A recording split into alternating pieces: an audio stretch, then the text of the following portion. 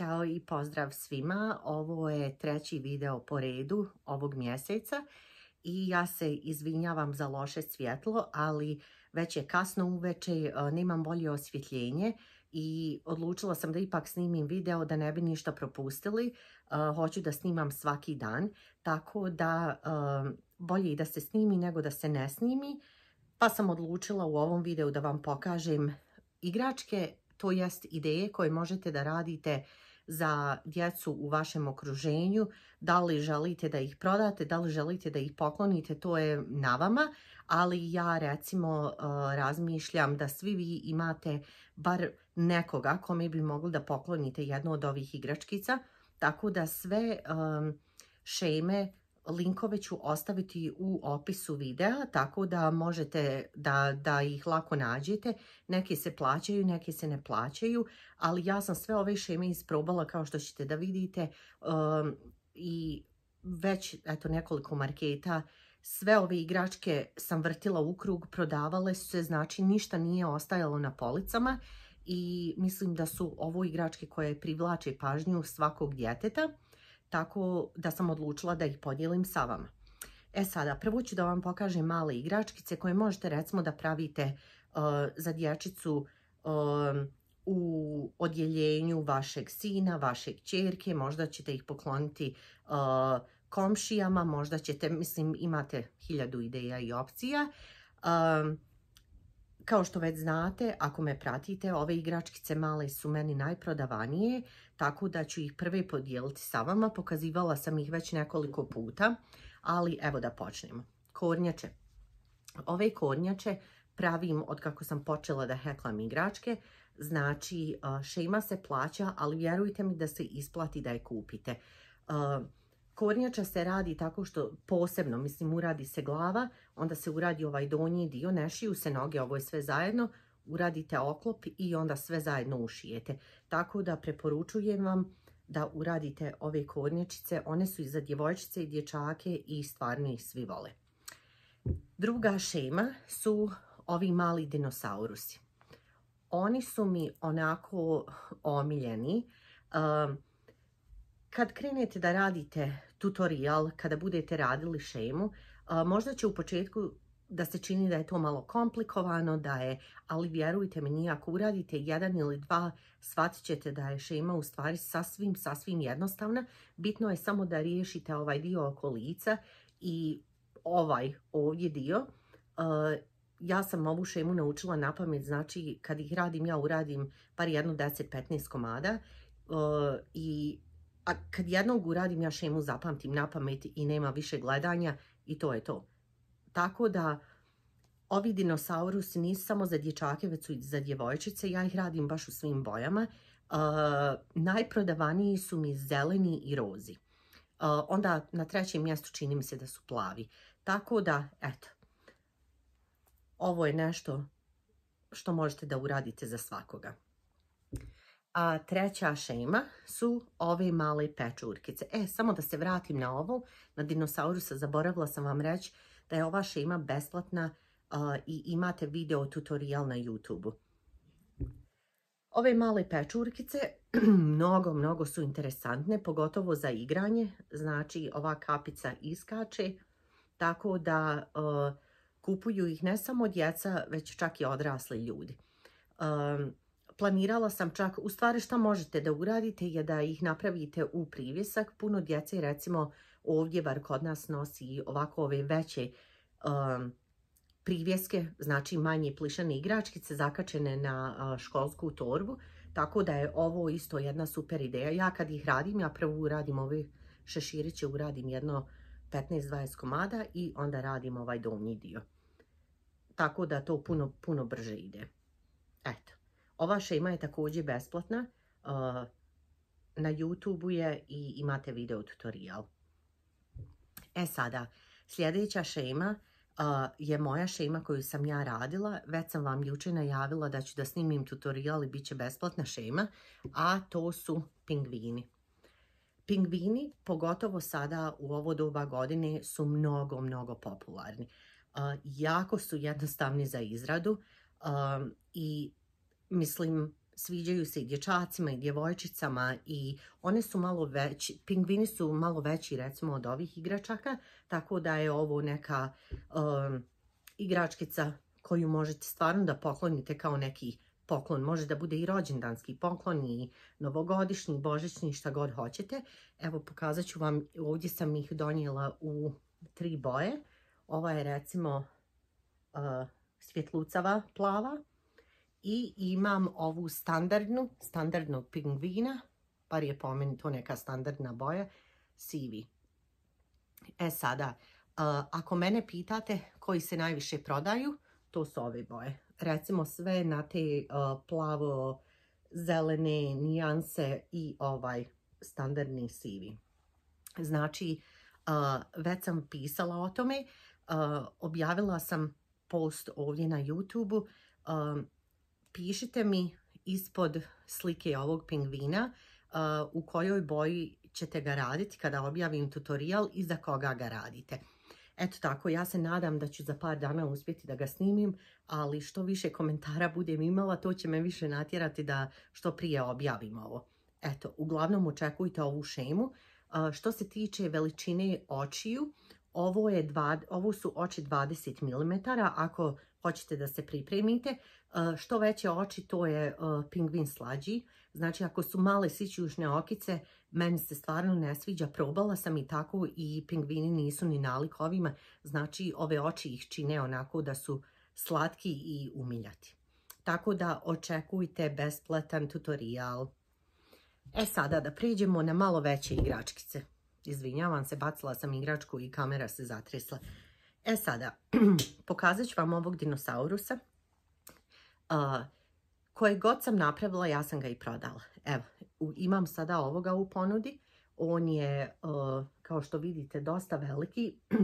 Mnogo jednostavno se radi. Ovo je plaćena šema, znači kupila sam je na Etsy-u, ali kao što kažem i za sve šeme koje vam preporučujem, isplati se zato što šema je dobro napisana, nemate šta da mijenjate, nemate šta da prepravljate, znači radite onako kako i piše tamo i eto, preporučujem vam ovu šemu za ovog dinosaurusa. Ja ga nisam još radila u rozoj i ljubičastoj boji, radila sam sve neke plavo-zelene nijanse, uradila sam jednog naranđastog, svi su se prodali, ovog nisam još iznosila na market jer sam ga uradila poslije marketa, ali ovo mislim da bi bio jedan onako divan poklon za nekog dječaka, pa čak i djevojčicu. Moj naranđasti dinosaurus je otišao jednoj maloj djevojčici od 2 godine, ona nije mogla da se odvoji od njega.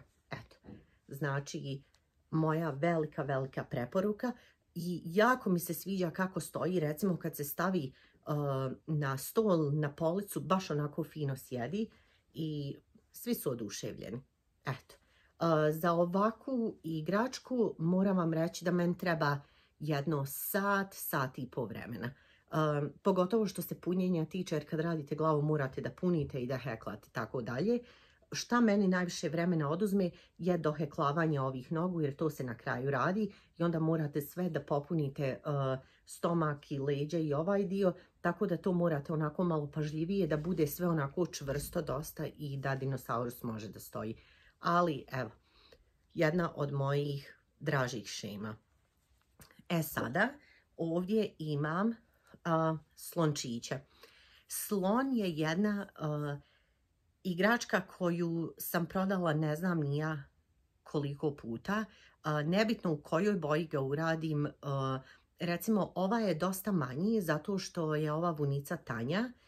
Tako da kada ga radim bude manji, ali radila sam ga u jednoj sivoj i on je onako skoro duplo veći. Tako da šemu moram da prepravim još da bude neka standardna veličina, ali nebitno, ja sam ih sve prodavala po istoj cijeni. Ovo je moja šema, bit će uskoro, ali ne mogu ništa da obećam. Uglavnom, ako nađete neku šemu nekog slona, radite jer slonovi su dosta popularni, pogotovo za bebe. Radila sam ih dosta isto bez ovih očiju plastičnih, već samo iz veze oči i oni su ono fantastični za bebe. Znači, u svim bojama preporučujem, a također i kao novogodišnji poklon. E sada, krokodil ili aligator, šta god hoćete. a radila sam ga u ovoj ovdje, vidite iza mene, ta zelena boja i ova svjetlo zelena, znači u obe sam radila, prodala sam ih nekoliko komada na marketima, pogotovo dječaci. Nisam ga prodala ni jednoj djevojčici, ali mislim da bi ovo bio fenomenalan poklon za nekog dječaka, jer oni obožavaju ovako neke životinje. Tako da ovo vam je malo onako teža, komplikovanija šema. Ako budete radili, vidjet ćete i zašto, pogotovo radi ušivanja nogu. Ja sam recimo morala malo da prepravim i da uradim po svom gdje sam ušivala noge i sve to, ali evo kako izgleda. Ja sam ustavila ove sjajne oči, tako da izgleda onako baš slatko. Ali moja preporuka, ovo je plaćena šema. Uglavnom, mnogo mi se sviđa. Sada, kornjače. Izvinjavam se.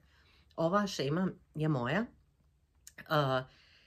Napisala sam je, ali nisam ništa uredila i obradila, tako da ovu sam radila u baš ovoj jumbo vunici, tako da je ispala ogromna. Sada sve zavisi do vunice kolika će kornjača da vam bude. Može da bude dosta mala ili ogromna kao što je ova. Mislim da su kornjače idealne i za curice i za dječake. Možete da ih radite u 1000 različitih boja. Ja najviše volim da radim ove peraje i glavu i stomak u ovoj nekoj zelenoj boji ili plavoj, jer to je kao neki standard, mada i nije, ali imam osjećaj da se najbolje prodaju. To sam htjela da kažem.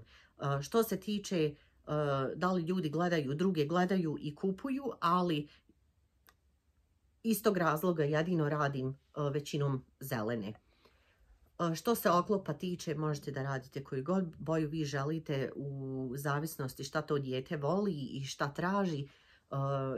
Ja recimo većinom vučem na neke ovako roskaste boje, jer mi to se nekako fino slaže sa ovom zelenom, ali radila sam, imam i plavih kornjača i ljubičastih i šta ja znam, ali evo ovu sam izabrala da vam pokažem, zato što mi je ona onako jedna od omiljenih.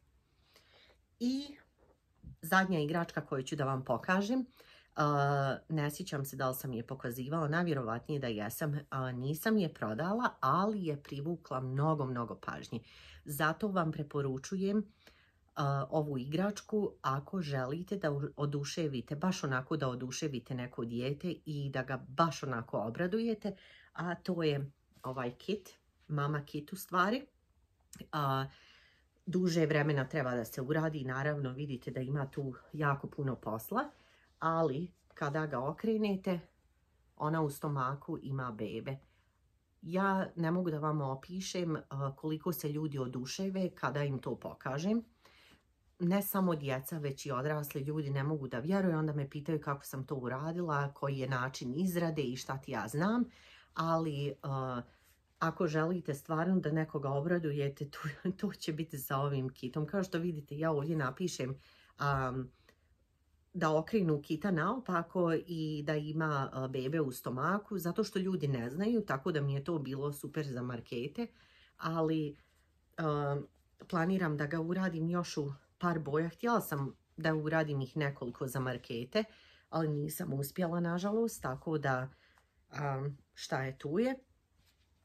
Tako da ovaj kit, od iste ove žene koja je uradila ovu šemu kita, imate i veliku hobotnicu, mama hobotnica, to sam već pričala o tome ranije, isto ovako ima bebe, tako da možete da odlučite da li hoćete kita ili tu hobotnicu.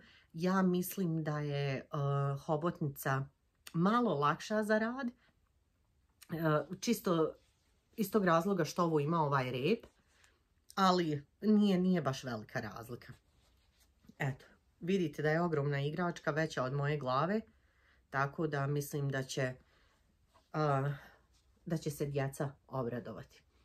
Eto, to su bile moje ideje za novogodišnje igračke. Znači, to su neke igračke koje se prodaju, koje su tražene. Ako odlučite nešto da uradite, pokažite mi, ja volim kad mi šaljete slike na Instagram i kada mi pokažete da ste nešto uradili. Ja samo čekam da nađem malo vremena da snimim ovu šemu za pingvine i odmah ću da je objavim, to vam obećavam. I eto, to je to bilo za ovaj video. Nadam se da ste uživali. Ako imate bilo kakva pitanja, javite se i vidimo se drugi put. Ćao!